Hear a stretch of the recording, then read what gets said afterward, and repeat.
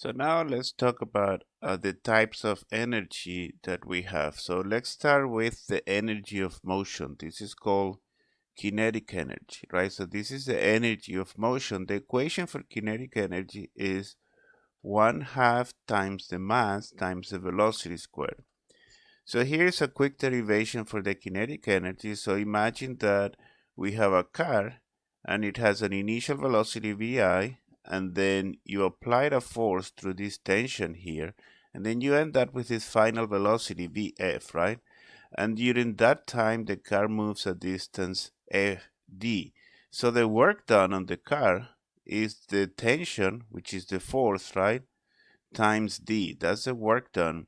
And that work translates into energy. So the car has more energy right here than it has right here, right? So if we do a quick math, we can find that the final velocity is equal to the initial velocity plus 2 times the acceleration times delta x, which is the change in the displacement, right?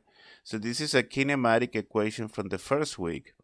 So now we can take this equation and multiply both sides by 1/2 m, right? So we get 1/2 mvf squared, right? Multiplying here. And then we multiply here. And then we multiply here, right?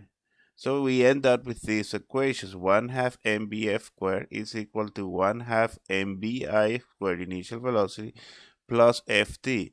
So what this is the final kinetic energy. This is the initial kinetic energy, and this is the work done.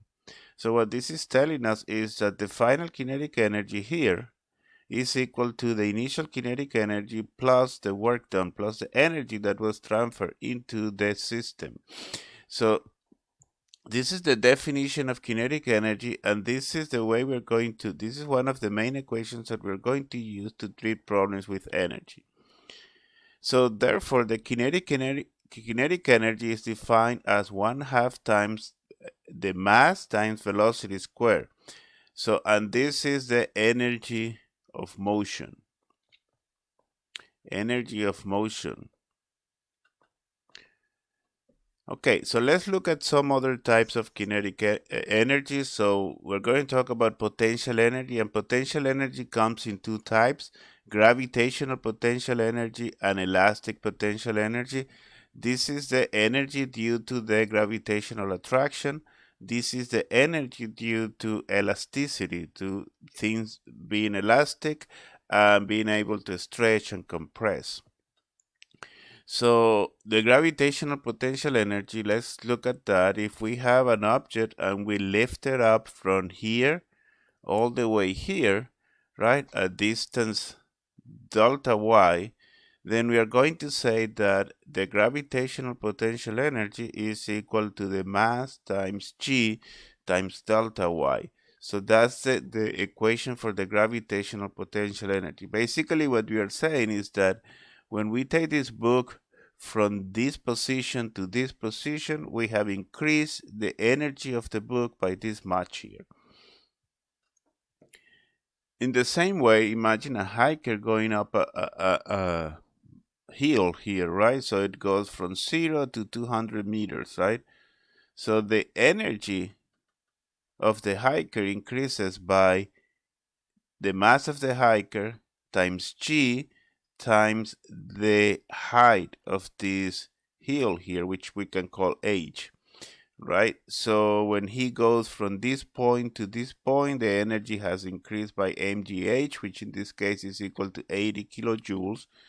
Then he goes again from this point to this point, and the energy has increased by another 80 kilojoules. And notice that the energy, the potential energy would be the same if he goes through this path or through this path. It doesn't depend on how he goes up, it depends on how much he goes up. Elastic potential energy. Elastic potential energy is the one that we get when we have springs, rubber bands, and things that are elastic.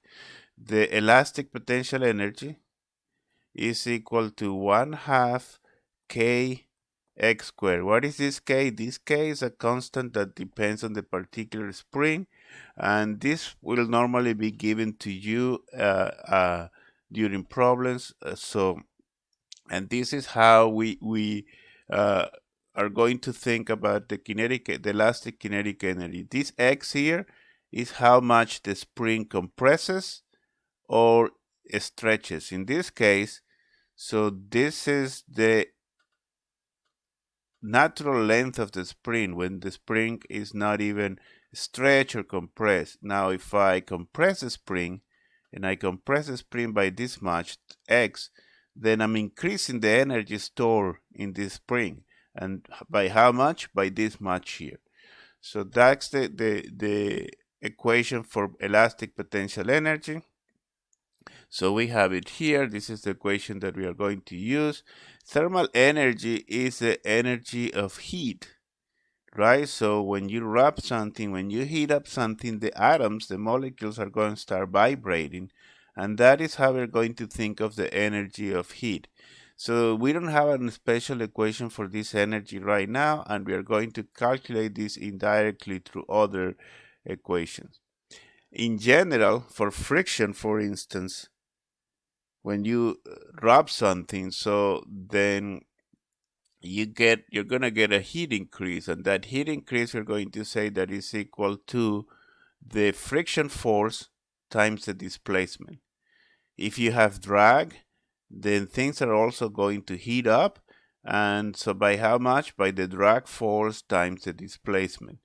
In general, so our energy equation is going to become this: the change in energy, right, is equal to the work done.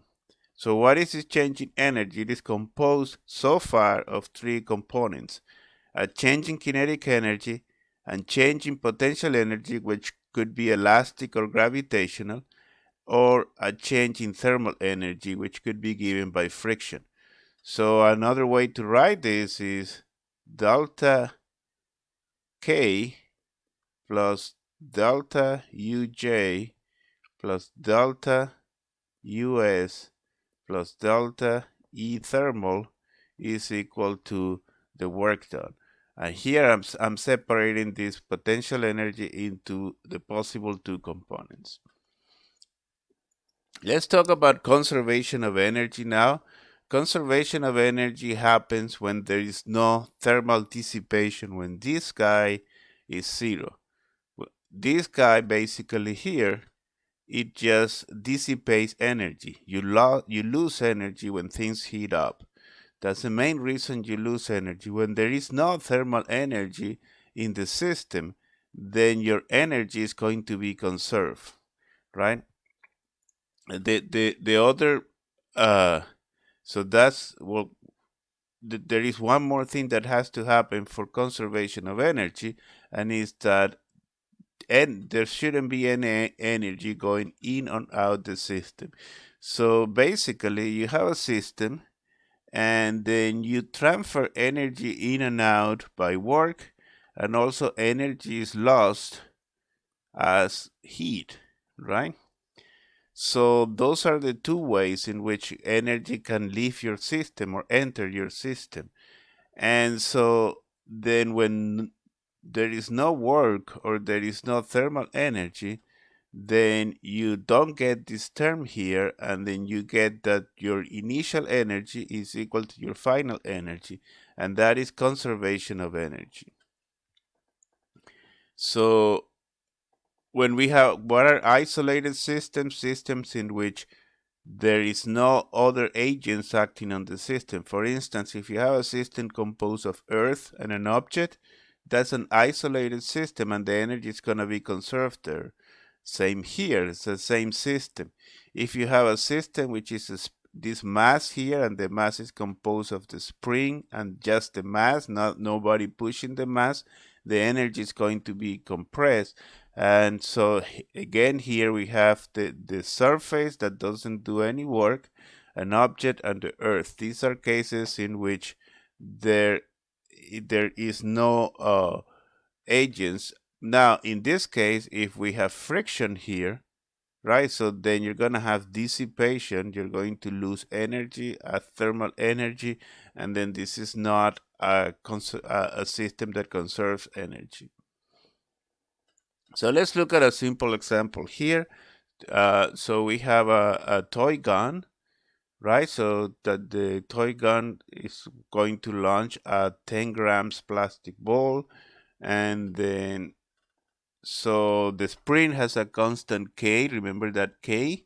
So 10 newtons meter, and it is compressed by 10 centimeters. So the question is, what is the final speed when the ball is released by the gun?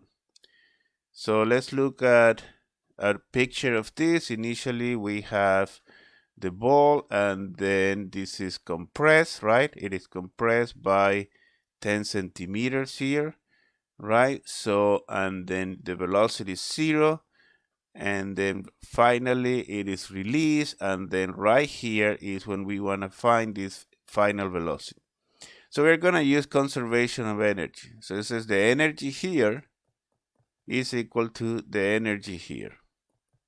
So the energy here is what? Is kinetic plus elastic potential energy. The energy here is also kinetic plus elastic potential energy.